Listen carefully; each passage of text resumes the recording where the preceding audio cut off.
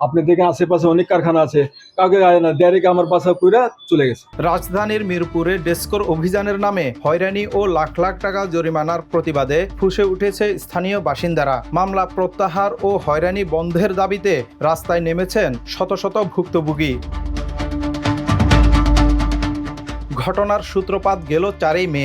মিরপুরের তালাব ক্যাম্প এলাকায় বিদ্যুৎ বিভাগের একটি ভ্রাম্যমাণ আদালত অভিযান চালায়। কয়েকটি কারখানায় অনিয়মের অভিযোগে শাকিল আবু নাসির সহ 5 জনের নামে প্রায় 24,30,000 টাকা জরিমানা ও মামলা করা হয়।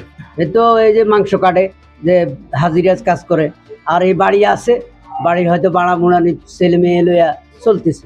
সরকারের কাছে এখন আমরা তো বিনির্দোষী, আমরা তো নির্দোষ, আমাদেরকে কেন নিল?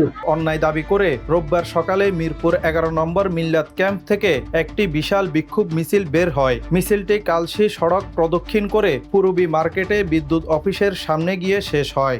আইসে ঢুকে যেভাবে পাইছে এভাবে মামলা দিয়া চলে গেছে। আপনার মোট হলো 24,30,000। মামলা 3টেই আছে, 3টেই মামলাতে আমার নাম আছে। তো আমার সাথে একদম মনে করেন সরাসরি সন্দেহ হয়েছে, অন্যায় হয়েছে, মানুষ হয়তো গিরিঙ্গি করে ঢুকাই দিছে।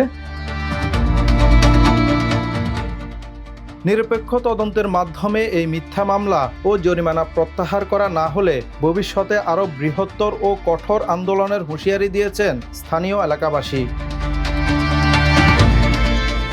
Desk report, the news. দেশে দেশে সবার সাথে দ্য নিউজ।